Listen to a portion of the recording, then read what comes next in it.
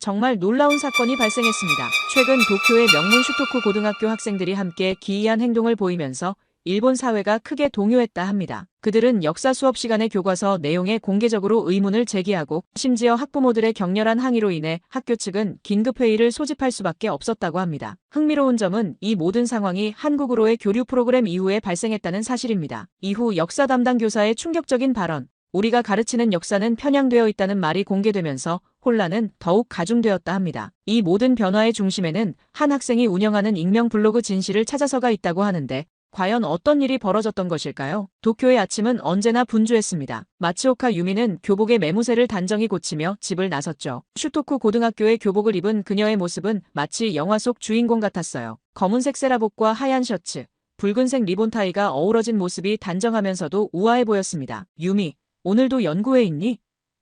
어머니가 현관에서 물었어요. 유미는 고개를 끄덕이며 네, 오늘은 특별 주제 발표가 있어요라고 대답했죠. 역사인식 연구회는 유미에게 가장 소중한 활동이었습니다. 일본의 역사를 올바르게 인식하고 그것을 다른 사람들에게도 알리는 일이야말로 조국을 사랑하는 방법이라 믿었어요. 전철 안에서 유미는 역사 교과서를 펼쳤습니다. 교과서에 기록된 대동아 공영권과 아시아 해방이라는 단어들이 눈에 들어왔어요. 일본이 아시아를 위해 어떤 공헌을 했는지 기록된 페이지를 넘기며 깊은 자부심을 느꼈죠. 할아버지는 늘 말씀하셨습니다. 유미야, 우리나라는 아시아의 빛이었단다. 자민당 정치인이었던 할아버지의 말씀은 유미에게 진리나 다름없었어요. 슈토쿠 고등학교는 도쿄에서도 손꼽히는 명문이었습니다. 유미는 3년 연속 우등생 명단에 이름을 올리고 있었죠. 선생님들은 그녀를 완벽한 일본의 학생상이라고 부르기도 했어요. 유미는 그런 평가가 부끄러우면서도 내심 자랑스러웠습니다. 마츠오카 학생, 잠시 교무실로 와주겠니? 담임 선생님이 복도에서 유미를 불렀어요. 교무실에 들어서자 선생님은 반가운 소식을 전했습니다. 축하해. 국제교류 프로그램 참가자로 선발됐어. 이번에는 한국이지. 유미의 눈이 커졌어요. 한국이요? 그래. 우리 학교에서 너 혼자 선발됐어. 성적도 우수하고 역사 연구회 활동도 적극적이라 내가 가장 적합하다고 판단했단다. 유미는 복잡한 감정에 휩싸였습니다. 한국은 늘 교과서와 뉴스에서 일본과 갈등 관계에 있는 나라로 묘사되었죠. 특히 역사 문제로 늘 일본을 비난한다고 배워왔어요. 하지만 동시에 그곳에 가서 자신이 배운 올바른 역사관을 알릴 수 있는 기회라고 생각하니 가슴이 뜨거워졌습니다. 기회를 주셔서 감사합니다. 꼭 좋은 성과를 가지고 돌아오겠습니다. 유미는 고개를 숙여 인사드렸어요. 그날 저녁 유미는 할아버지의 서재에 앉아 한국에 관한 책들을 찾아보았습니다. 할아버지의 책장에는 일본의 역사를 다룬 책이 가득했죠. 특히 대동아 전쟁의 진실이라는 책에는 할아버지의 메모가 빼곡했어요. 한국인들은 우리의 선의를 이해하지 못하고 있다 같은 문장에 빨간 밑줄이 그어져 있었습니다. 유미야, 한국에 간다고 들었다. 할아버지가 서재문을 열고 들어오셨어요. 네, 할아버지. 국제교류 프로그램으로 선발됐어요. 할아버지는 안경을 고쳤으며 웃으셨습니다. 좋은 기회구나. 우리나라의 진정한 역사를 그들에게 알릴 수 있는 기회가 될 거야. 유미는 고개를 끄덕였어요. 제가 배운 것들을 잘 전달하고 올게요. 할아버지는 책장에서 한 권의 책을 꺼내 건네주셨습니다. 대한민국의 이해라는 제목이 붙은 책이었죠. 이 책을 읽고 가거라. 그들의 생각을 미리 알아두는 게 좋을 거다. 유미는 그날 밤 늦게까지 책을 읽었어요. 한국은 경제적으로는 발전했지만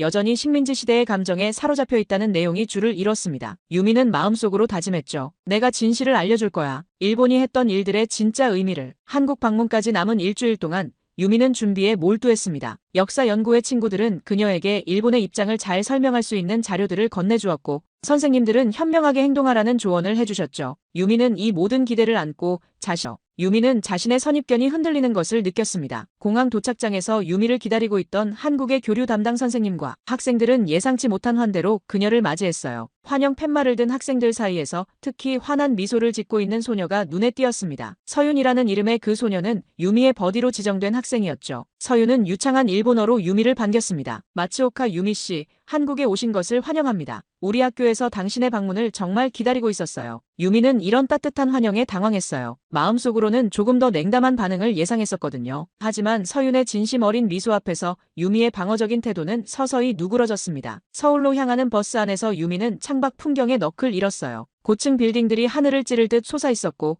거리는 활기로 가득 차 있었습니다. 일본 미디어에서 묘사하던 한국의 모습과는 너무나 달랐죠. 유미의 마음속에 작은 혼란이 생겨났습니다. 정말 자신이 알고 있던 한국이 맞는 걸까요? 서윤의 집에 홈스테이하게 된 유미는 한국 가정의 일상을 체험하며 더욱 놀라웠어요. 서윤의 가족들은 그녀를 마치 오래된 친구처럼 대해주었습니다. 특히 저녁 식사 시간은 유미에게 큰 충격이었죠. 서윤의 할머니께서 직접 준비한 한식 요리들이 테이블에 가득했고 모두가 유미에게 음식을 권하며 즐겁게 대화를 나누었습니다. 일본 음식과 비슷한 점도 있지만 다른 점도 많죠?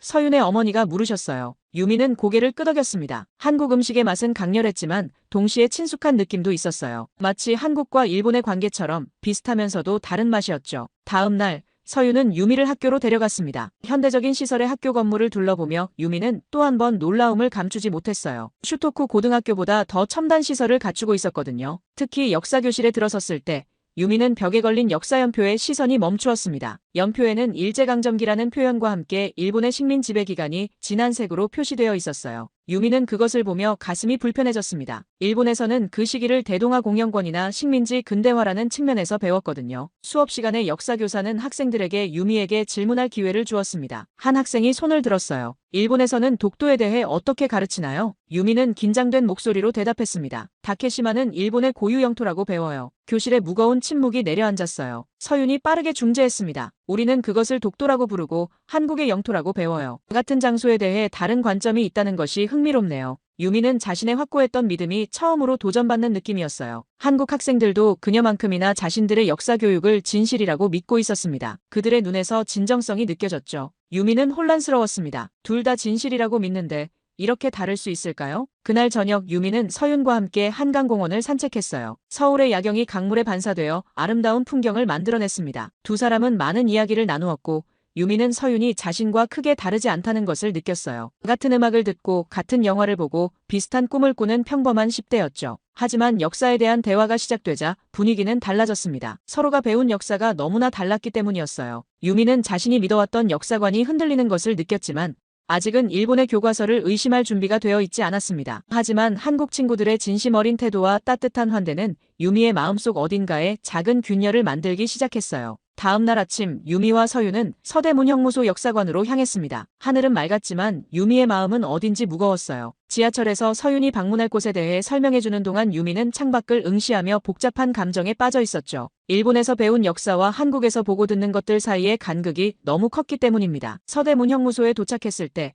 유미는 그 건물의 위압적인 분위기에 숨이 막혔어요. 높은 붉은 벽돌 담장과 철창이 있는 창문들이 역사의 무게를 고스란히 전달하는 듯 했습니다. 입구를 지나며 유미는 본능적으로 몸을 움츠렸죠. 마치 과거의 어두운 그림자가 자신을 덮치는 듯한 느낌이었어요. 전시실로 들어서자 일제강점기 당시 독립운동가들의 사진과 자료들이 벽면을 가득 채우고 있었습니다. 유미는 천천히 전시물들을 둘러보았어요. 고문 도구들, 좁은 감방의 재현, 그리고 수많은 독립운동가들의 이야기, 특히 한 전시 패널 앞에서 유미는 발걸음을 멈췄습니다. 그곳에는 일본 경찰에 의해 고문받은 젊은 여성 독립운동가의 증언이 적혀 있었어요. 유미의 가슴이 조여들었습니다. 눈앞에 펼쳐진 역사적 증거들은 그녀가 알고 있던 내용과 너무나 달랐죠. 일본에서는 이런 이야기를 들어본 적이 없었어요. 유미의 머릿속에 할아버지의 말씀이 떠올랐습니다. 일본은 아시아의 빛이었다고, 문명화를 위한 불가피한 과정이었다고 배웠는데 감방을 재현해놓은 공간으로 들어가자 좁고 습한 공기가 유미를 감쌌어요. 벽에는 독립운동가들이 남긴 글귀와 그림들의 복제품이 있었죠.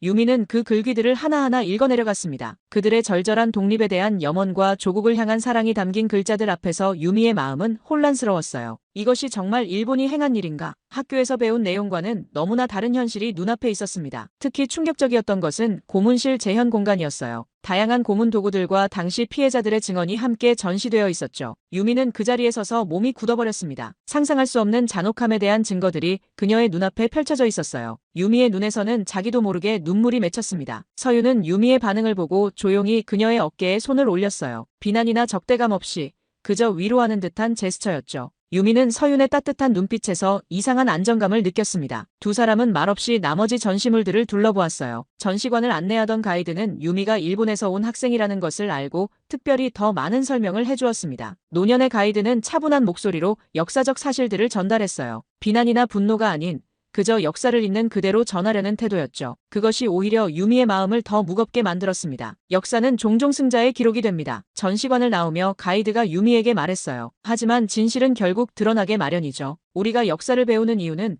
미래에 같은 실수를 반복하지 않기 위해서입니다. 이 말은 유미의 가슴에 깊이 새겨졌습니다. 일본에서 그녀가 배운 역사도 승자의 기록이었을까요? 그동안 자신이 알고 있던 모든 것에 의문이 들기 시작했어요. 할아버지의 서재에 있던 책들, 학교에서 배운 내용들, 그리고 역사연구회에서 토론했던 주제들까지. 서대 문형무소를 나와 근처 공원에 앉았을 때 유미는 깊은 침묵에 빠졌습니다. 서유는 유미의 상태를 이해한 듯 조용히 그녀의 곁을 지켜주었어요. 유미의 머릿속은 혼란스러웠죠. 한편으로는 일본에서 배운 역사를 신뢰하고 싶었지만 다른 한편으로는 눈앞에서 본 증거들을 무시할 수 없었습니다. 괜찮아?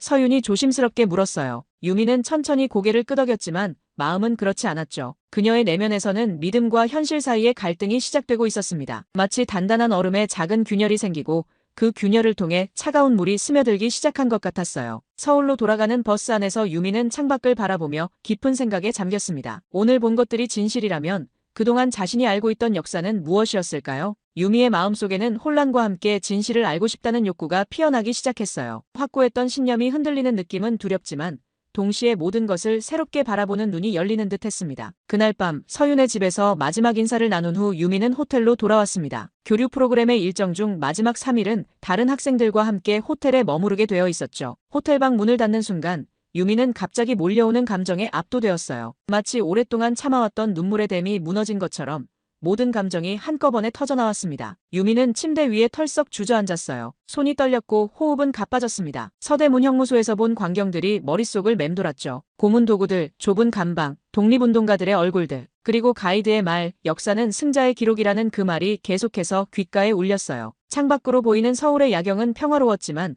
유미의 내면은 폭풍우 속에 있었습니다. 그동안 자신이 진리라고 믿어왔던 모든 것이 흔들리고 있었어요. 일본의 역사 교과서에서 배운 내용과 한국에서 직접 본 증거 사이의 간극이 너무나 컸고 그 간극을 메울 방법을 찾을 수 없었습니다. 유미는 떨리는 손으로 노트북을 펼쳤어요. 무언가 확인하고 싶었죠. 그래서 인터넷 검색창에 일본 역사 교과서 검정이라고 입력했습니다. 검색 결과는 유미를 더욱 혼란스럽게 만들었어요. 수많은 기사와 논문들이 일본 정부의 역사 교과서 검정 과정과 그 논란에 대해 다루고 있었습니다. 특히 한 일본 학자의 논문이 유미의 눈길을 끌었어요. 그 논문은 일본 자민당이 교과서 검정 과정에 정치적 영향력을 행사하여 역사적 사실들을 축소하거나 왜곡했다는 내용을 담고 있었죠. 유미는 그 논문을 꼼꼼히 읽어내려갔습니다. 논문에 인용된 원자료들, 정부 문서들, 그리고 교과서 검정위원회의 내부 기록들은 부정하기 어려운 증거였어요. 유미의 가슴이 무거워졌습니다. 할아버지가 속해 있던 자민당, 그리고 할아버지가 그토록 믿고 자랑스러워하던 일본의 역사관이 이렇게 의도적으로 조작된 것일 수도 있다는 사실이 그녀를 고통스럽게 했어요. 마치 자신의 정체성 일부가 갑자기 사라진 것 같은 느낌이었습니다. 유미는 계속해서 검색했어요. 이번에는 일본군 위안부에 대해 찾아보았죠. 일본에서는 거의 배우지 않았던 주제였지만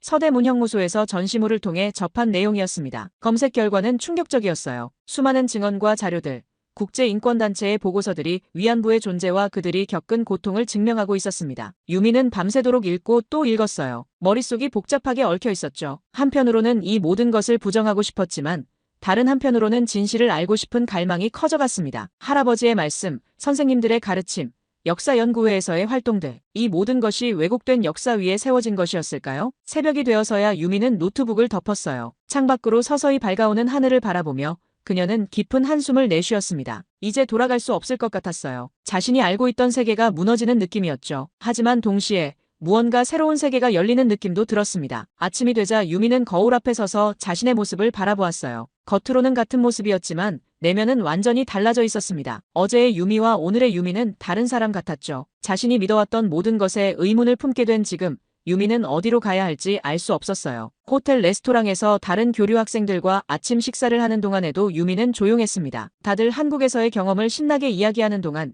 유미는 자신의 생각에 잠겨 있었어요. 한국에서의 경험이 단순한 문화체험을 넘어 자신의 세계관을 완전히 뒤흔들어 놓은 사건이 되리라고는 예상하지 못했습니다. 일본으로 돌아가는 비행기를 기다리며 유미는 창가에 앉아 인천공항의 풍경을 바라보았어요. 5일 전 처음 이곳에 도착했을 때의 기대와 확신이 가득했던 자신과 지금 혼란과 의문으로 가득 찬 자신이 너무나 달라 보였습니다. 한국에서의 경험은 짧았지만 그 영향은 유미의 삶에 깊은 흔적을 남길 것이 분명했어요. 비행기가 도쿄를 향해 날아오르는 동안 유미는 창밖의 구름을 바라보며 생각했습니다. 이제 돌아가면 무엇을 해야 할까? 자신이 알게 된 진실을 어떻게 받아들여야 할까? 그리고 무엇보다 할아버지와 가족들, 친구들에게 어떻게 이 모든 것을 이야기할 수 있을까? 유미의 마음속에는 두려움과 함께 진실을 향한 작은 용기가 싹트기 시작했어요. 일본으로 돌아온 지 일주일이 지났습니다. 유미는 학교 생활에 다시 적응하려 노력했지만 모든 것이 달라 보였어요. 교실의 풍경은 같았고 친구들의 얼굴도 같았지만 유미의 눈에 비치는 세상은 완전히 달라져 있었습니다. 마치 오랫동안 착용했던 유리가 벗겨진 것처럼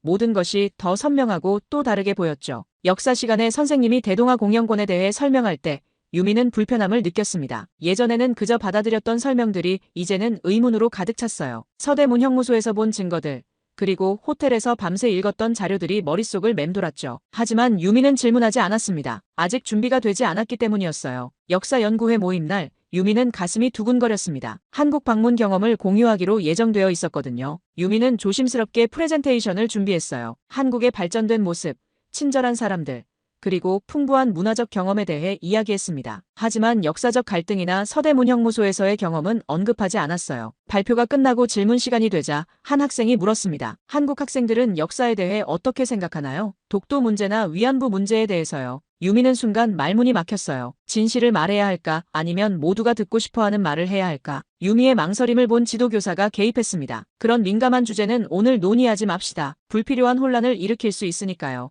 유미는 안도와 실망이 뒤섞인 기분이었어요. 한편으로는 어려운 질문을 피할 수 있어 다행이었지만 다른 한편으로는 중요한 진실이 은폐되는 듯한 느낌이었습니다. 집에서도 상황은 비슷했어요. 할아버지는 유미의 한국 방문에 대해 열심히 물어보셨지만 유미가 서대문 형무소나 역사 문제에 대해 언급하려 할 때마다 화제를 돌리셨습니다. 어머니도 너무 민감한 이야기는 가족 식사 시간에 하지 않는 게 좋겠다며 부드럽게 제지했어요. 유미는 점점 고립감을 느꼈습니다. 자신이 경험한 것들, 알게 된 것들을 나눌 수 있는 사람이 아무도 없었어요. 친구들은 이해하지 못할 것 같았고 가족들은 듣고 싶어 하지 않았습니다. 학교에서는 그런 이야기를 꺼내는 것 자체가 금기시되어 있었죠. 점심시간에 유미는 혼자 도서관에 앉아 한국에서 가져온 책을 읽곤 했습니다. 서윤이 선물해준 한국 역사책이었어요. 그 책을 읽을 때만 유미는 자신이 경험한 혼란이 현실이라는 것을 확인할 수 있었습니다. 가끔 서윤에게서 오는 이메일도 유미에게는 위안이 되었어요. 서윤은 유미의 혼란을 이해해주는 유일한 사람 같았습니다. 저녁 식사 후 유미는 자주 자신의 방에 틀어박혔어요. 인터넷으로 더 많은 자료를 찾아보고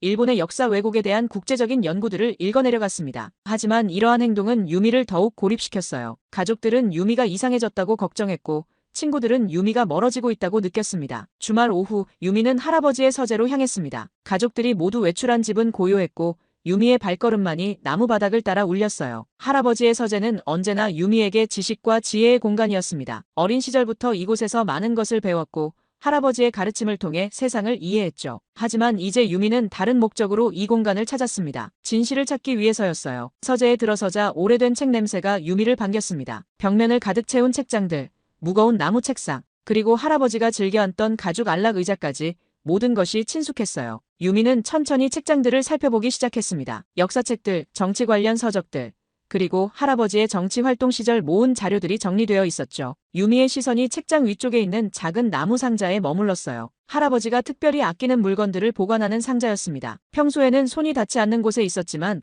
오늘은 다른 날이었어요. 유미는 작은 사다리를 가져와 조심스럽게 올라갔고 상자를 내려놓았습니다. 떨리는 손으로 상자의 뚜껑을 열자 오래된 서류들과 작은 노트북들이 가지런히 놓여 있었어요. 유미는 조심스럽게 그것들을 꺼내 책상 위에 펼쳤습니다. 대부분 할아버지의 젊은 시절 기록들이었죠. 전쟁 시기와 그 이후의 일본 정치에 관한 메모들, 연설문 초안들, 그리고 개인적인 일기들이었습니다. 특히 한 묶음의 편지가 유미의 눈길을 끌었어요. 누렇게 변색된 봉투들은 할아버지가 전쟁 중에 주고받은 것으로 보였습니다. 유미는 조심스럽게 봉투를 열고 편지를 꺼냈죠. 할아버지의 젊고 힘찬 필체로 쓰여진 편지들이었어요. 편지 내용은 유미의 가슴을 무겁게 했습니다. 전선에서 보낸 편지들은 전쟁의 잔혹함을 솔직하게 담고 있었어요. 민간인 학살, 점령지에서의 만행, 그리고 이에 대한 할아버지의 갈등과 혼란이 생생하게 묘사되어 있었습니다. 특히 한 편지에서 할아버지는 우리가 하는 일이 과연 옳은 것인지 고민하는 내용을 적었죠. 이것은 유미가 알던 자랑스럽고 확신에 찬 할아버지의 모습과는 완전히 달랐습니다. 더 놀라운 것은 전쟁 이후 작성된 일기였어요. 할아버지는 일본 정부가 전쟁 범죄를 은폐하고 역사를 재구성하는 과정에 본인이 참여했다는 죄책감을 토로했습니다. 미래 세대에게는 더 나은 일본을 물려주기 위해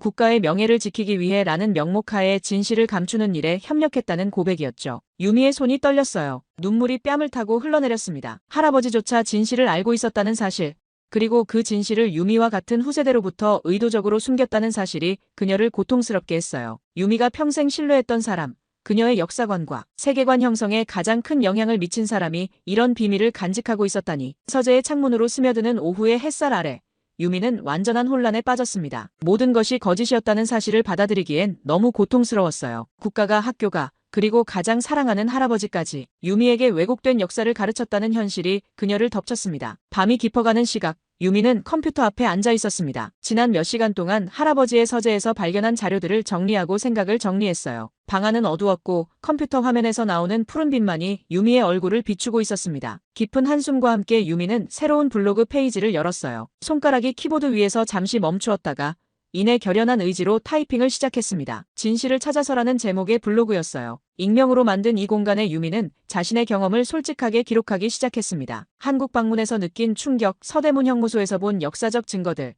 그리고 할아버지의 서재에서 발견한 진실까지. 유미의 가슴은 두근거렸고 손은 떨렸지만 계속해서 글을 써내려갔어요. 이것은 단순한 고백이 아니었습니다. 유미는 자신이 받은 교육과 실제 역사적 사실 사이의 괴리를 분석했고 일본 교과서의 구체적인 왜곡 사례들을 지적했어요. 할아버지의 일기와 편지에서 발견한 내용도 조심스럽게 기록했습니다. 물론 할아버지의 신원이 드러나지 않도록 주의했지만 그 내용의 본질은 그대로 전달했어요. 첫 번째 글을 올리고 나서 유미는 깊은 안도감을 느꼈습니다. 마치 오랫동안 무거운 짐을 내려놓은 것 같았어요. 침대에 누워 천장을 바라보며 유미는 자신이 내린 결정에 대해 생각했습니다. 위험한 선택일 수도 있었죠. 학교에서, 가정에서, 사회에서 비난받을 수도 있었습니다. 하지만 진실을 감추는 것보다는 나은 선택이라고 믿었어요. 다음 날 아침, 유미는 놀라움에 눈을 크게 떴습니다. 블로그에 수십 개의 댓글이 달려 있었어요. 대부분은 공감과 지지의 메시지였습니다. 비슷한 경험을 한 일본 학생들, 역사 왜곡의 문제의식을 가진 교사들, 그리고 국제적인 독자들까지 유미의 용기 있는 고백이 많은 이들의 마음을 움직인 것이었죠. 이에 용기를 얻은 유미는 더 많은 글을 올리기 시작했습니다. 역사 왜곡의 구체적인 사례들, 자신이 조사한 자료들, 그리고 교과서와 실제 역사적 증거 사이의 모순점들을 체계적으로 정리했어요. 블로그는 빠르게 인기를 얻었고 학교 내에서도 소문이 퍼지기 시작했습니다. 학교 도서관에서 유미는 몇몇 친구들이 자신의 블로그를 읽고 있는 모습을 발견했어요. 그들은 유미가 블로그의 주인이라는 사실을 모르고 있었지만 그 내용에 대해 진지하게 토론하고 있었습니다. 유미의 가슴에 따뜻한 희망이 피어올랐어요. 변화는 이미 시작되고 있었습니다. 역사 수업 시간에도 변화가 감지되었어요. 예전에는 질문 없이 받아들이기만 했던 학생들이 이제는 의문을 제기하기 시작했습니다. 선생님, 교과서에 나오지 않는 위안부 문제에 대해 더 알고 싶어요. 독도, 아니 다케시마 영유권의 역사적 근거는 정확히 무엇인가요? 같은 질문들이 나오기 시작했죠. 봄바람이 벚꽃잎을 흩날리는 3월의 어느 날, 유미는 학교 옥상에 서서 캠퍼스를 내려다보았습니다. 지난 몇 개월 동안 그녀의 삶은 완전히 달라졌어요. 블로그를 시작한 이후 유미의 내면에는 새로운 힘이 생겨났습니다. 두려움은 여전히 있었지만 그것을 뛰어넘는 용기와 확신이 자리 잡았죠. 유미의 블로그는 이제 전국적인 주목을 받고 있었습니다. 익명의 역사 탐색자로 알려진 그녀의 글은 학생들뿐 아니라 교사들, 학자들, 심지어 일부 언론인들에게까지 영향을 미치고 있었어요. 처음에는 혼자였지만 이제 유미 주변에는 같은 뜻을 가진 친구들이 모여들었습니다. 학교 내 작은 모임에서 시작된 진실 역사 연구회는 이제 10여 명의 열정적인 학생들로 구성된 활동적인 그룹이 되었어요. 그들은 함께 역사를 재학습하고 교과서의 편향성을 지적하는 리포트를 작성하며 때로는 공개 토론회도 개최했습니다. 유미는 이 그룹의 중심에 서 있었지만 블로그의 익명성은 계속 유지했죠. 가정에서의 상황도 변화하고 있었습니다. 어느 저녁 식사 시간에 유미는 용기를 내어 한국에서의 경험과 그 이후 알게 된 진실들을 가족들에게 이야기했어요. 부모님은 처음에 당황했지만 유미의 진지함과 확신에 찬 모습에 점차 귀를 기울이기 시작했습니다. 특히 어머니는 유미의 성장한 모습에 깊은 감명을 받았어요. 할아버지와의 대화는 가장 어려웠습니다. 유미는 할아버지의 서재에서 찾은 일기와 편지에 대해 직접적으로 언급하지는 않았어요. 대신 역사적 진실에 대한 자신의 견해를 조심스럽게 나누었습니다. 할아버지의 눈에는 복잡한 감정이 어렸지만 그는 유미의 말을 끝까지 들어주셨어요. 대화가 끝난 후 할아버지는 오랫동안 침묵하다가 단 한마디를 했습니다. 내가 옳다. 서윤과의 연락은 계속 이어졌어요. 이메일과 영상통화를 통해 두 사람은 서로의 나라에서 일어나는 변화들을 공유했습니다. 서윤은 유미의 활동에 깊은 지지를 보냈고 한국에서도 일본 문화와 역사에 대한 균형 잡힌 이해를 위한 활동을 시작했다고 했어요. 그들의 우정은 역사적 갈등을 넘어 깊어져 갔습니다. 봄이 깊어가는 어느 날 유미는 서대문 형무소에서 만났던 가이드에게 편지를 썼습니다. 자신의 변화와 활동에 대해 진솔하게 이야기하며 그날의 말씀이 자신의 삶을 얼마나 변화시켰는지를 전했어요. 편지를 붙이면서 유미는 깊은 감사함을 느꼈습니다. 한국 방문은 고통스러운 깨달음의 시작이었지만